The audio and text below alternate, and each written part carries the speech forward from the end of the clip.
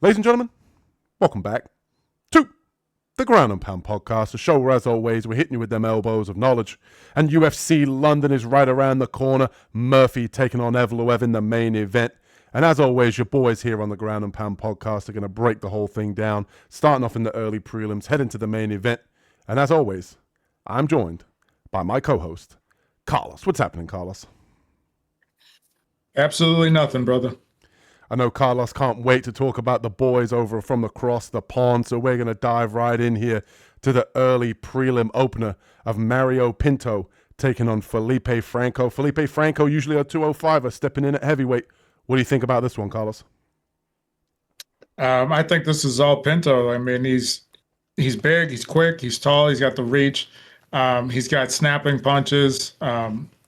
Doesn't have a lot of he has a lead hook that he throws, and it doesn't look like he puts a lot of power into it, like a lot of his body into it, but he ends up snapping people's head backs when he hits them. So he's very dangerous. Franco, I have a hard time with him getting this done. Number one, he's going to move up in weight. Not that he's a small guy. I'm sure he's big enough to fight in this weight class at heavyweight. Probably took it a short notice or something. I don't know what it is, just to stay busy. But I think the fact that he had such a sloppy fight against Freddie Vidal, a guy who was pretty much like gassed in that fight and ended up losing by rear naked choke. I don't see him getting by Pinto. Pinto is a little too sharp on the feet. He's a little patient, sometimes a little too patient, where there's not a lot of volume coming from him. But when he decides to unload, nice snapping punches. They're long, good straights, throws a nice little lead hook at the end. And I don't see how Franco is going to get him down and go to work, because even if he does, Pinto does have good ground game, and he's not one of those regular heavyweights where once he's down, he's a turtle. He can move, he can get off his back, and he can do a lot of damage if he's on top. So Pinto to get it done. Yeah, Pinto should have Franco pretty much wherever he wants him in this one. I've been impressed with Mario Pinto. He's a nice addition to the heavyweight division here in the UFC. Obviously 11-0, undefeated at this point. And we saw in his last fight against Junata Denise that he surprised some people, kind of mixing in some grappling, showing that he's got levels to his game. He can, duck underneath and get the level change and look good on top, beating people up with ground and pound. And we saw, obviously, against Austin Lane that, he did come out a little bit slow. He was a little bit nervous. He admitted in his UFC debut, was able to still come back there and get the knockout. And I think with Franco, I think it's a difficult read with him. He is a good athlete, but I don't think he's a good fighter. I think that's kind of how I break him down here to me. Felipe Franco obviously did, lose against Vidal, like Carlos mentioned, on Contender Series. In that fight, he came out pretty aggressive early, looking for the takedown. He was able to get a few nice sort of slam takedowns. Ultimately, Freddie Vidal was able to get back up and ultimately get back to his feet. And like Carlos said, was able to get the finish there on Franco. Since then, he's gone on to the regional scene again, was able to get 2 stoppages on the ground. And I just don't really see how he's going to be able to incorporate that ground game and that athleticism against Pinto. Unless he's able to beat him to the punch and land a big right hand, I think that's the only path to victory here. Just landing a big bomb as a guy that, does carry power and is athletic, especially early in fights. I think if Pinto wants to kind of zap some of that away with the wrestling, I think that would be a wise game plan here. Take away some of the power and the athleticism of Franco and ultimately beat him up on the ground, just like you did with Junata Denise. And ultimately here, I think if this one does stay standing, I think Pinto is definitely measured enough, carries enough power, and definitely has enough on the feet to be able to test Franco here and get the knockout. So give me Mario Pinto here to get this one done in front of the London crowd. And next up at UFC London, we've got Melissa Mullins taking on Luana Carolina. Carlos, who you got in this matchup? I ended up going with Mullins in this one. I feel that both struggle with stand-up. I just think Carolina's a little bit looser with her stand-up. I don't think she's got not any power on her punches, but she doesn't have big power on her punches. She's very active with her legs, so she likes to kick, and she'll kick to the body, she'll kick to the leg, she'll go up top. But grappling aspect, I feel that Mullins is going to have the edge there. The only problem is how she's going to get it there.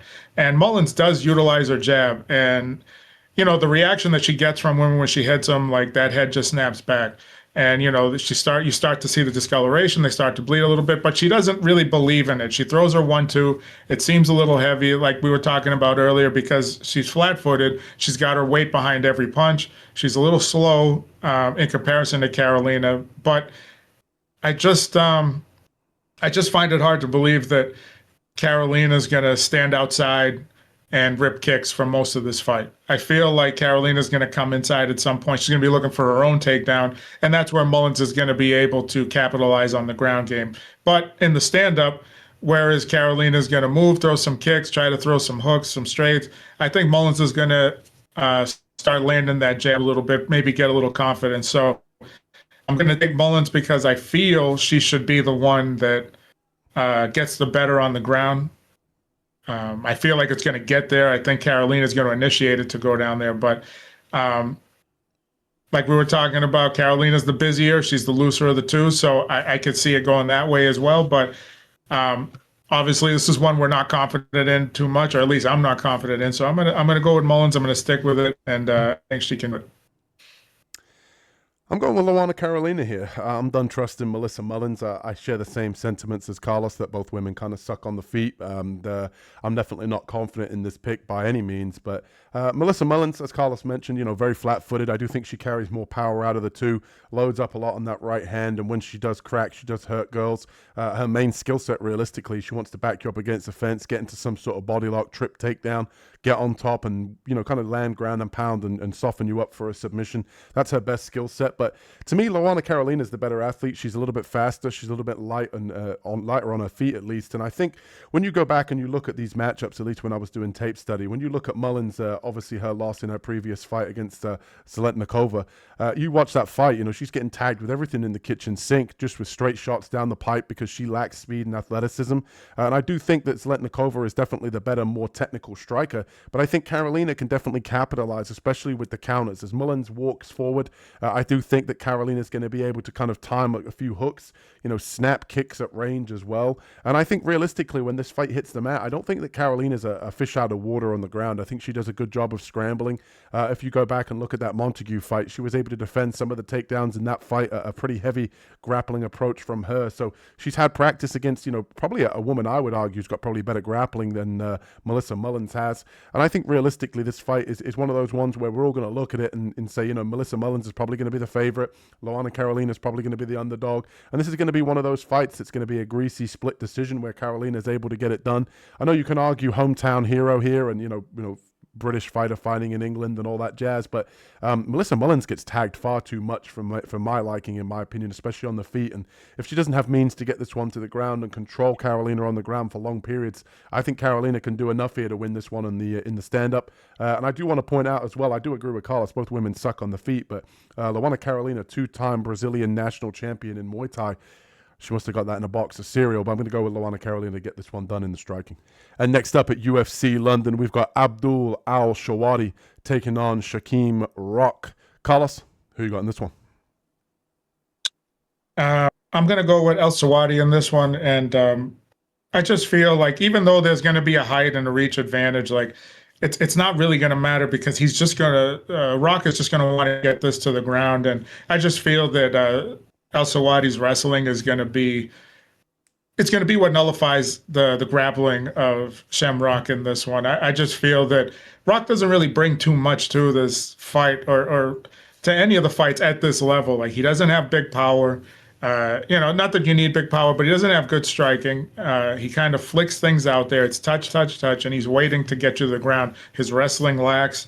And I feel Al-Selwady is, he throws those big overhands, so there's nothing pretty about his game either. And then he's looking for takedowns. Now, if you're going to take him down and give him a chance to win, then, shame on you. But if I were him, I would use my wrestling, keep it up, and continue to throw those big haymakers like a fifth grader, you know what I mean? So I'll take Al-Selwady. I don't think it's going to be a pretty fight, but I think he can get it done. I don't see Rock being effective on his feet.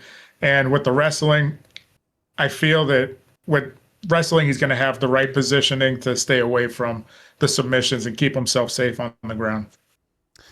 Yeah, this one bamboozled me all week. Probably my least confident pick on the entire card here, and probably the fight I care least about. So much so that Al-Selwady is 6'5", and Rock is 6'3" here on the stats. But no, Shamrock is actually 5'11", Al-Selwady 5'8", so sue me for that. But this fight sucks. I got to be honest with you. Carlos and I were talking about it before we broke this one down, that we do believe that, you know, Shamrock is pretty much only in the UFC purely based on the fact that he is friends with Paddy Pimblett. He's got a story to tell because he did some time in prison, and it's a story to tell the UFC fans. This guy is not good. He's low output. He does supposedly have good jiu-jitsu, which you can see on the regional scene, but how much you want to invest in that, I'm not too sure. Al-Selwady here as well, an absolute mess of a fight as he's on a 2-year layoff here. Not a fight I'm very high on. I do think that Shamrock does have a good amount of power when he lets his hands go, but he's very, very, very shy when it comes to the stand-up. He gets backed up easily. Guys will push him back against the fence and ultimately look to take him down at times, and I think Al-Selwady might do exactly that here, and Rock's going to be able to find some sort of transition or grappling exchange where he can take advantage. Give me Shamrock here other than a Hail Mary and a prayer of a submission here to get it done, just based off of the fact that you know, Selwady's on a 2-year layoff, and I could see him making some sort of mistake here, and Shamrock needs this one in order to kind of keep his UFC hopes and dreams alive to stay in the organization. So if you want to stay in the cool kids club, Shamrock, you better win this one. And next up at UFC London, we've got Mantas Kondratavicius taking on Antonio Trocoli. Carlos, who you got in this one? I'm going with Mantas Kondratavicius. Obviously, because he's fighting Trocoli, I don't think I'll ever pick Trocoli in a fight, but I do think he's going to cause just a little bit of a problem for Mantas. I think that Mantas carries a little bit more power than Trocoli. I think that in the stand-up, he's just going to have to get past the reach. You know what I mean? Like, Trocoli fights long. Maybe the reach is probably the same. I'm not too sure, but no, there's a 5-inch difference or so. And I think that Trocoli, that's what he normally does. If you're going to stand and strike with him, he's going to cause that issue where you got to find your range first. So that's what I'm expecting. A little bit of a slow start, trying to find his range. And then when he starts laying into Trocoli, I expect Trocoli to try to shoot, even though he's not great at wrestling, and, you know, possibly make it a 3rd loss in a row by guillotine. That would be great to see. But I think Mantas shouldn't have a problem getting this done, whether it's by knockout or submission. I could see the knockout coming for Trocoli.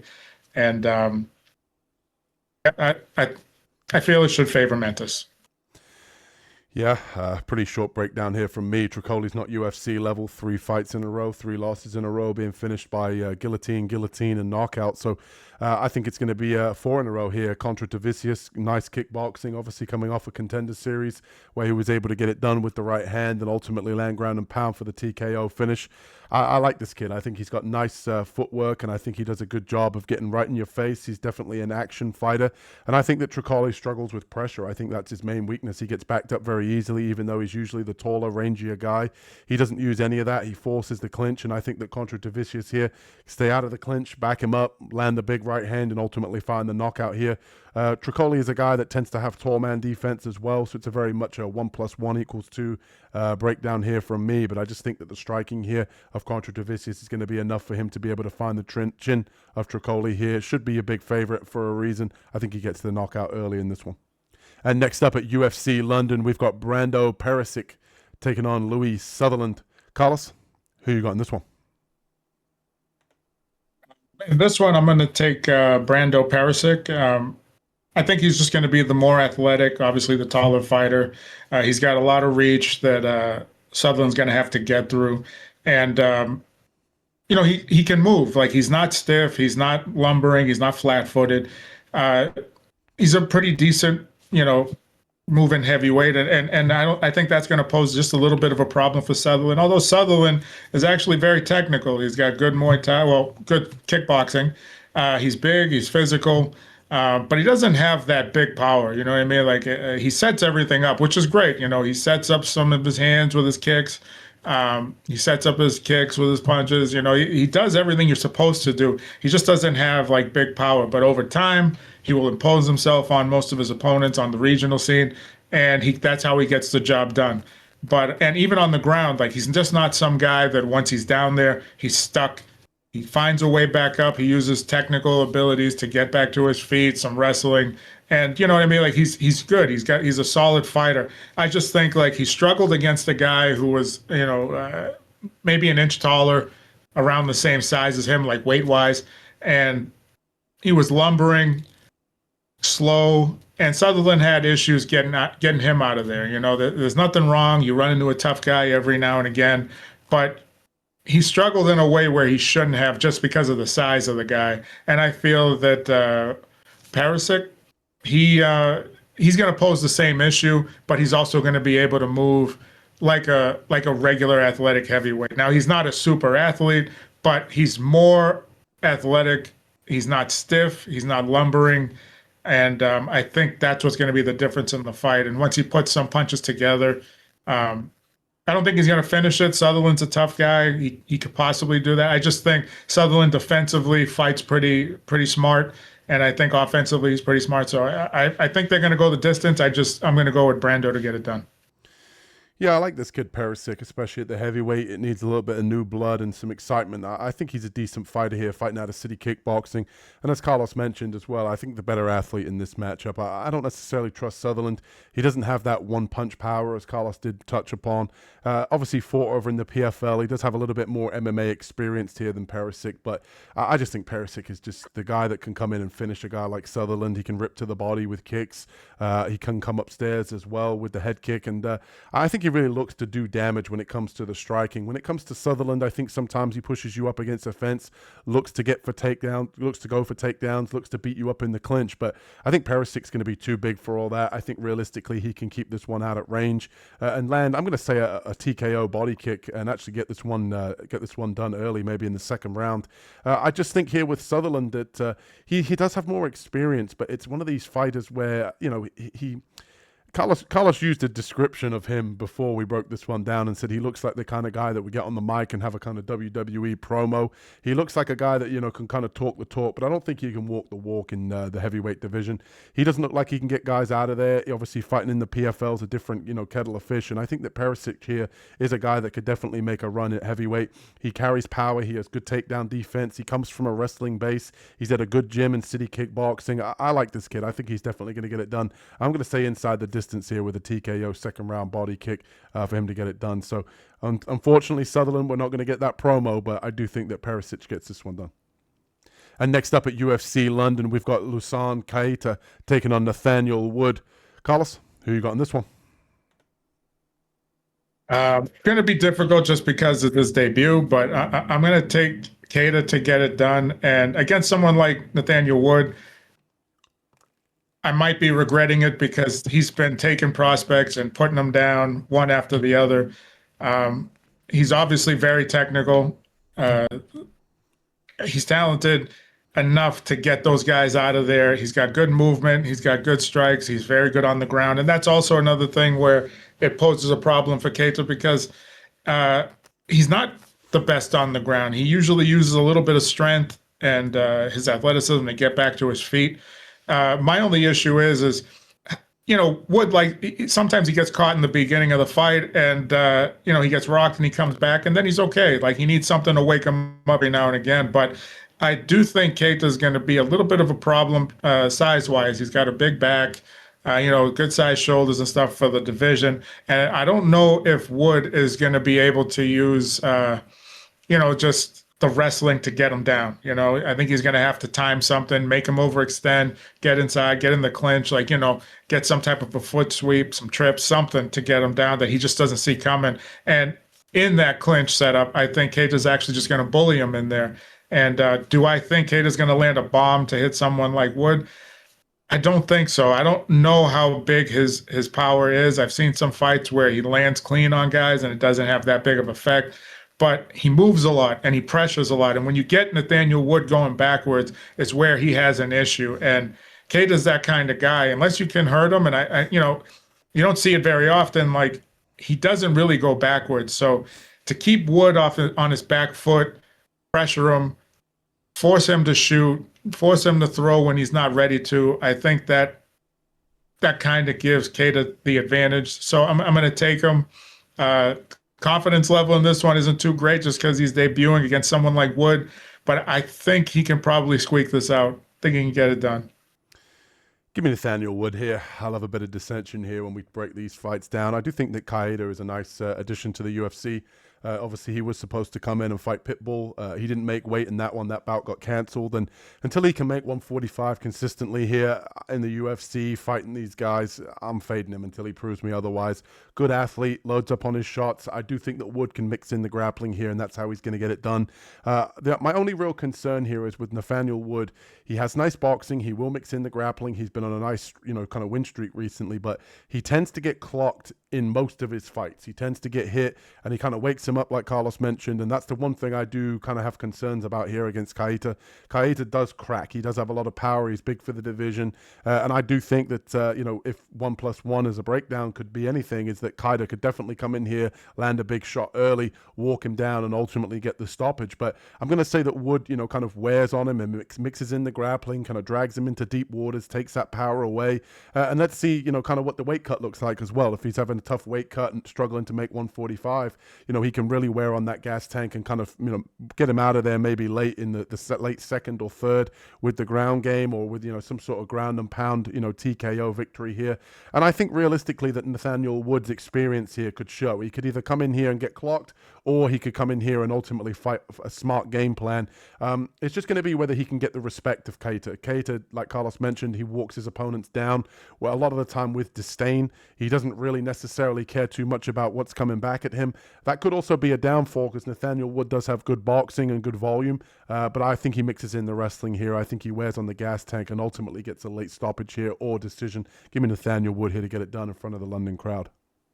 And next up at UFC London, we've got Ravena Oliveira taking on Shanelle Dyer. Carlos, who you got in this one? I'm going to go with Dyer in this one. She has good movement, sharp striking. She changes levels with her striking as well. She'll go high-low, starting with head, using her legs to rip the legs too. Always throwing you off wherever she's throwing. The thing that's got me too is that she's got all the tools and everything. She's got the ability, but in her last fight out on the Contender Series, it showed a lot of heart to get through the shot she was eating. And she fought that girl Foro, and that girl could crack. And most other girls would have just curled up, turned their back, and they would have got the stoppage. She tried to fight through it. She has a lot of talent. She just doesn't have that big snapping power. She's got to throw in combination to get anything done, which is fine. That's how most of the women are in this division. And she's talented. She's young. She's going to get it done. She's going to start to put it all together even better than she has right now. And I'm going to take Dyer. I just think that Oliveira, she doesn't mix a lot of her striking. She kind of stays a lot with the throwing hands more than anything. I don't see her wanting to go to the ground too much. I see Dyer actually being able to take her down, and she likes to mix in a little grappling as well, so maybe that's something that she can lean on. But if it just stays standing, which I think it will, I just think even if it gets in the clinch, I think Dyer's got the better knees. She's got the better elbows in the clinch. And I don't see where Oliveira, other than just pressure, because a lot of times she's the one trying to force the pace of the fight.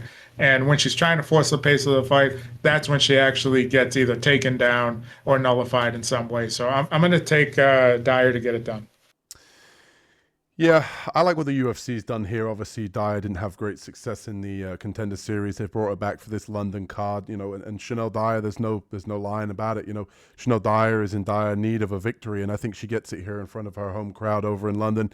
I don't think Oliveira's all that. She realistically just spams 1-2s, like Carlos mentioned, really only throws the hands, doesn't mix in a ton of grappling, doesn't have a ton of kicks, and I think Dyer realistically is the much more technical striker. She does a good job. You saw her over in her previous fights. I believe it was in the PFL? Yeah, the PFL. She snaps the low kick heavy. She attacks the low kick. She'll fight with the hands, with the 1-2s, but I think she's just a little bit more technical. Oliveira just doesn't really set up a lot of her shots. Very much lunging. I think that's going to get her countered here against Dyer, and I think that she's going to be able to be the rightful favorite in this matchup.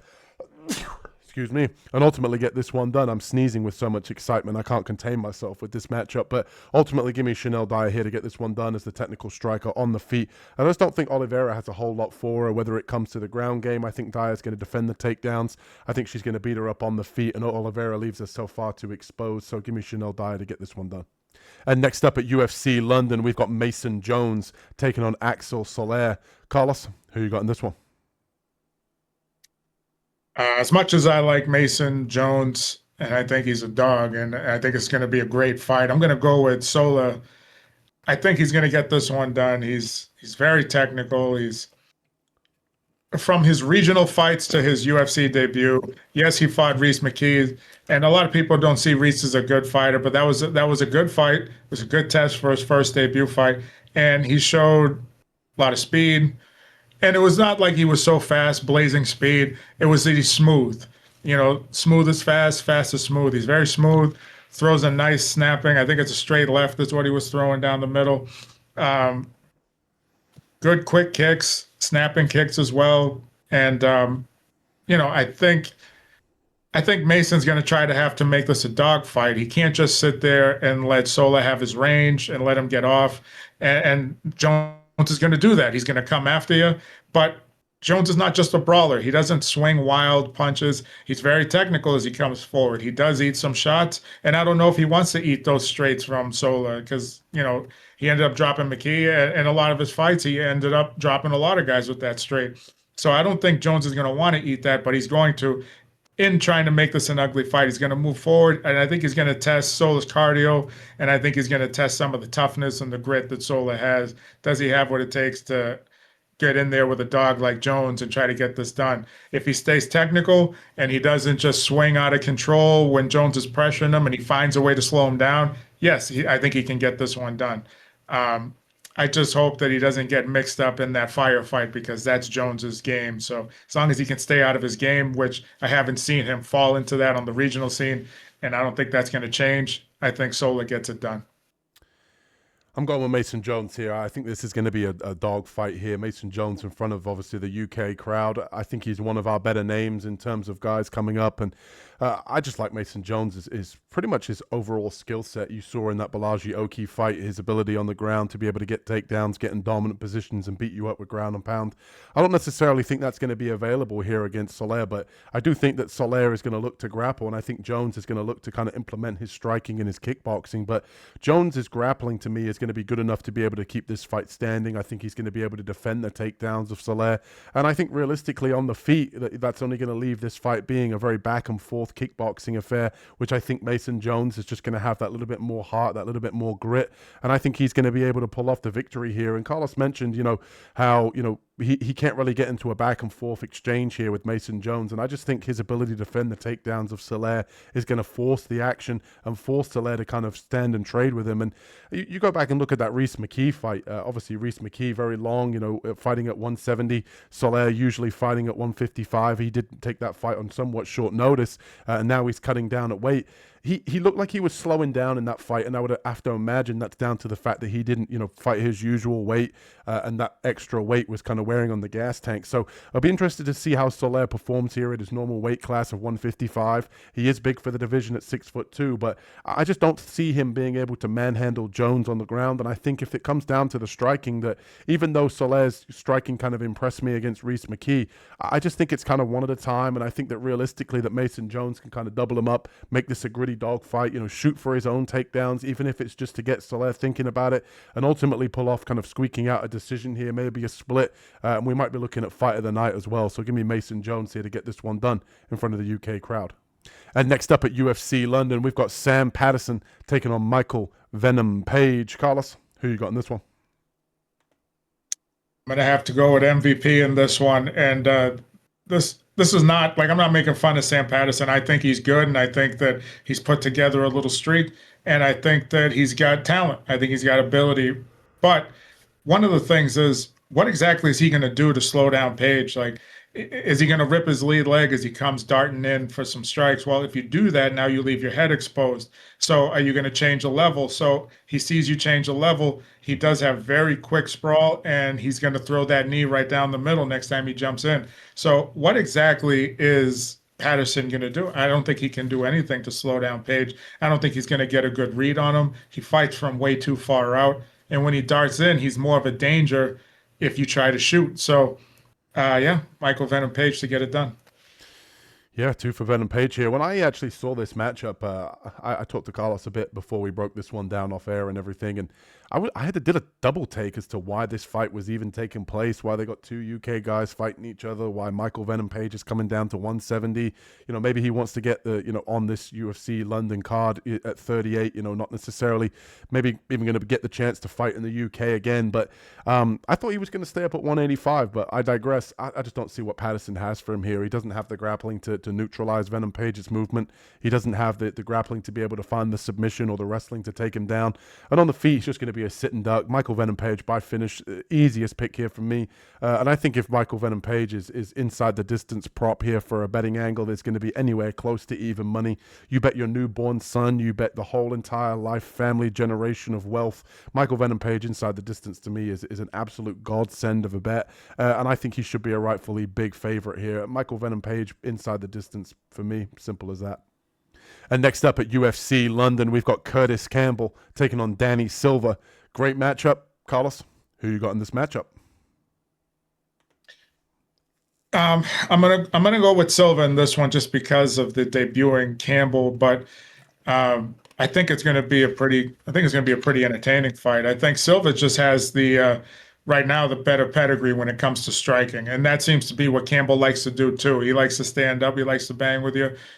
Even on the ground, he likes to bang too. But the problem is I think that he's going to want that takedown because he loves to mix in strikes and takedowns and everything, be a full mixed martial artist.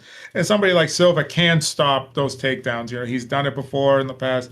And even when he gets taken down, he had a great showing against Kevin Vallejos. And as he got taken down, he was able to get back to his feet, pretty easily too. And that's the thing that's getting me is like where's this fight going to take place? And I feel like it's going to take place on the feet more than it will on the ground. I don't think Campbell's going to be able to get it there if he even wants to take it there. I know Silva's not going to. And then the stand-up, I just feel Silva's just too technical, and defensively he's a little too solid. But what he does suffer from is low volume. So it all depends on Campbell. If he comes out, throws a couple of shots like Kevin Vallejos did, and Silva sees like there's a little bit of power behind it, I got to be a little cautious, then yeah, he could lose by low volume, low output. But I think Silva's probably going to try to open up with the hands a little bit more.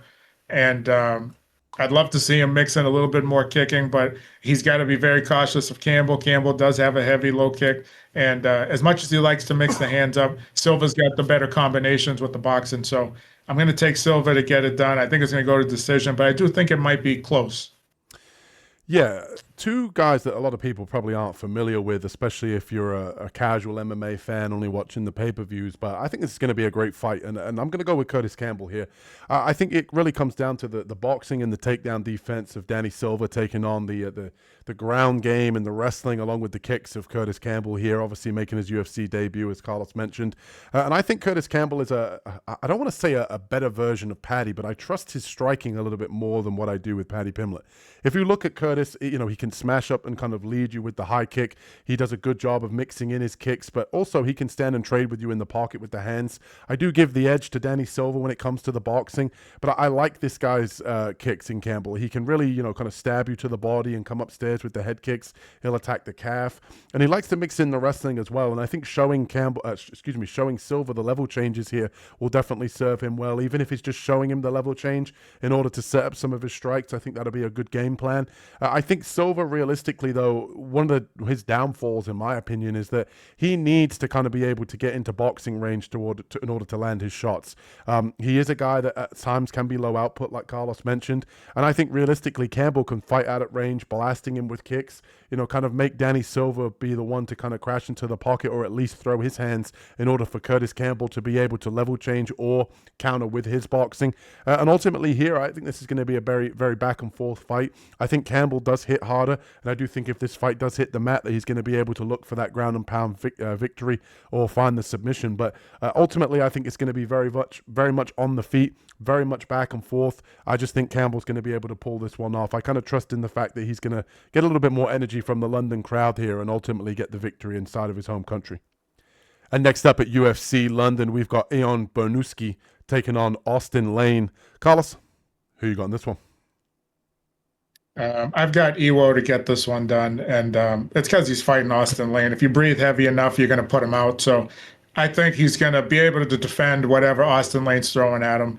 Um, he's been very solid technically, defensively, and we haven't had to see too much of his defense. I'm just going by video because he's been putting guys out. So I think he's going to do the exact same. Austin Lane's going to come in, he's going to get caught with something, and he's going to go night-night. So Baraniewski to get it done.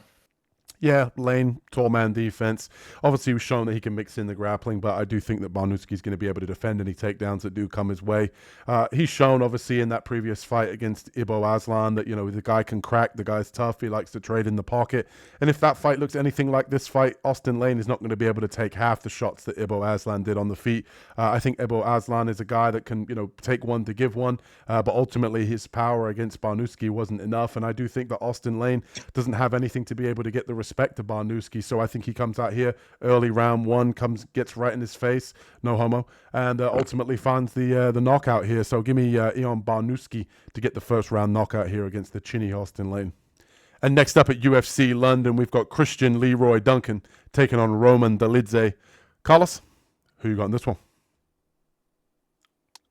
I'm going to go with CLD. Christian Leroy Duncan to get it done. You know why? Because I just feel in the striking department, it's going to favor Duncan.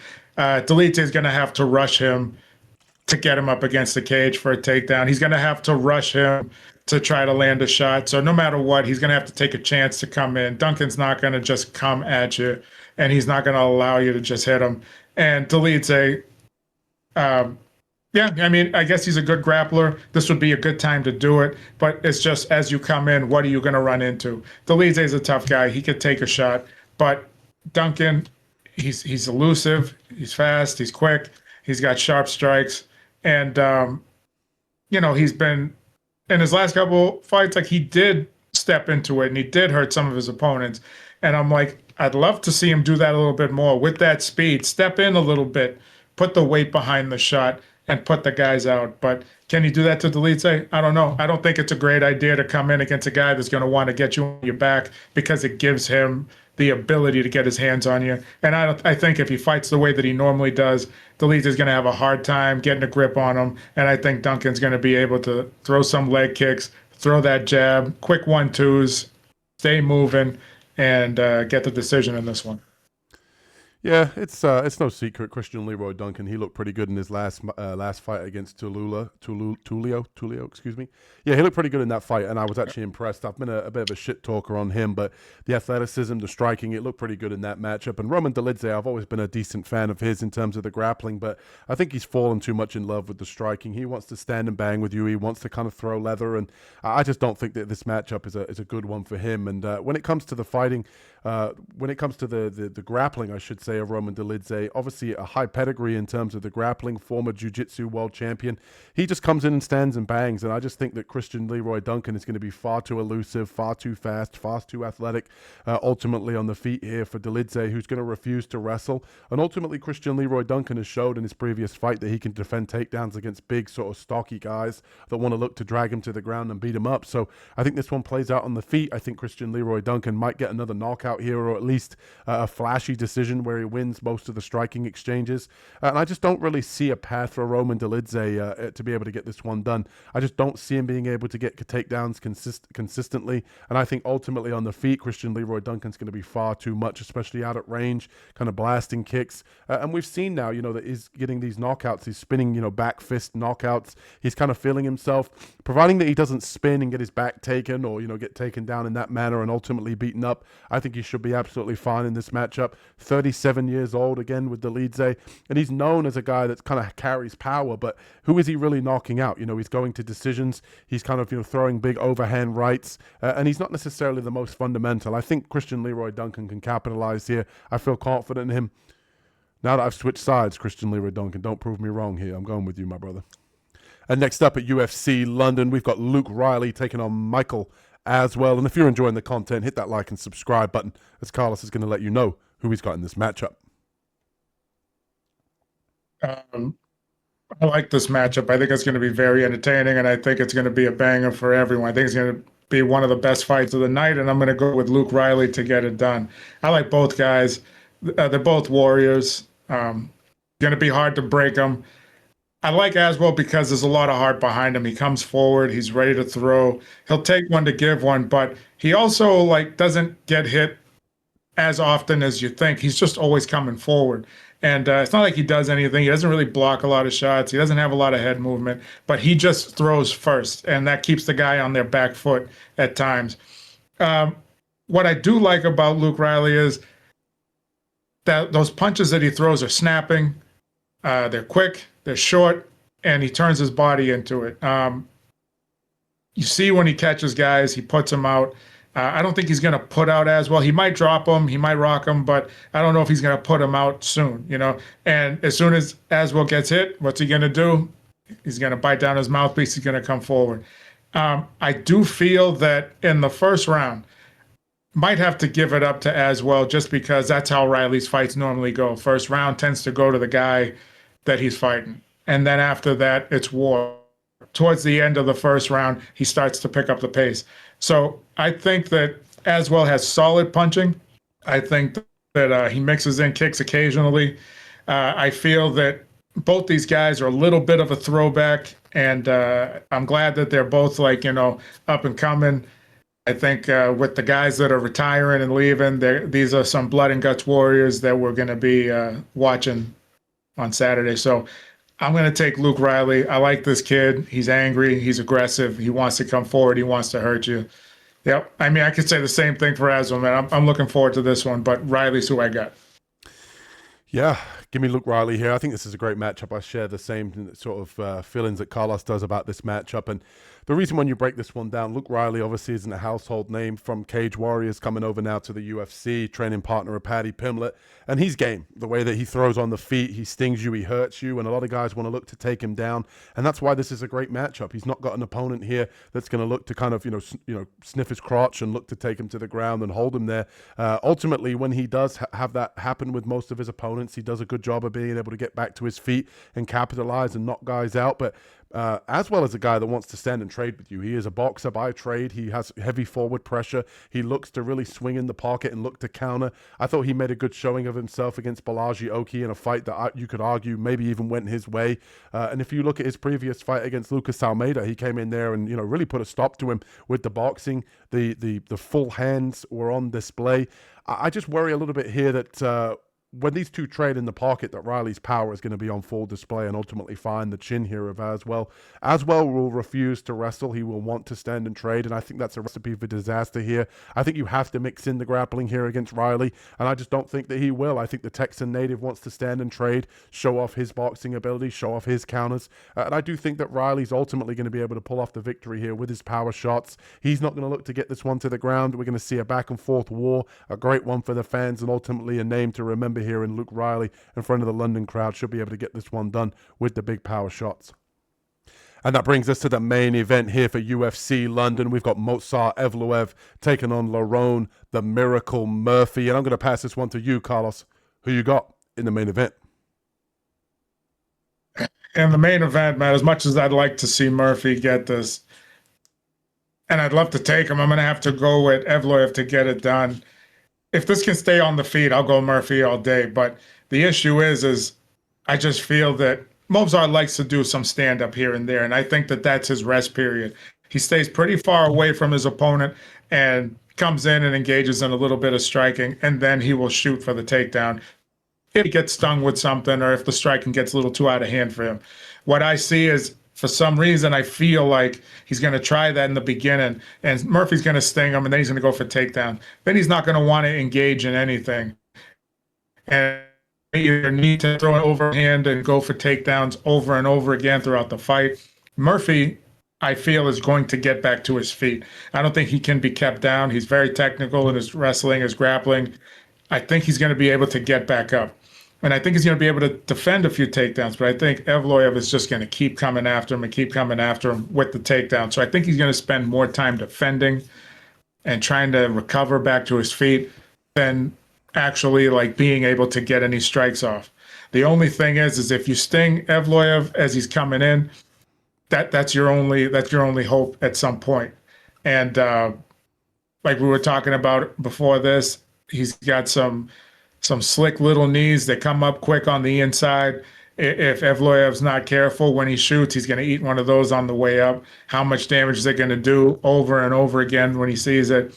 He's got to start throwing some uppercuts once he sees Evloev change some levels. But that's also very dangerous from Murphy because Evloev, he could throw an overhand and he may not have that technical striking, but when he lands, he does affect his opponent. So I think he's going to have Murphy a little too hesitant because he's going to be worried about the takedown over and over again. So I'm going to go with Evloev to get it done.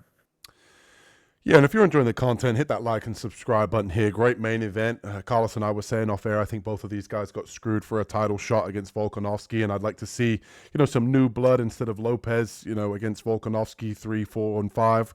And I'm going to go with Lerone the Miracle Murphy here, man. Best dog of the week we've ever fucking had on this channel. If you believe in miracles, you got to believe in Lerone Murphy. I like this guy. Spinning back elbow here, and I don't know what you're laughing at, Carlos. You're over there picking the crotch hugger of Evloev. We're going with Lerone, baby, getting it done in London.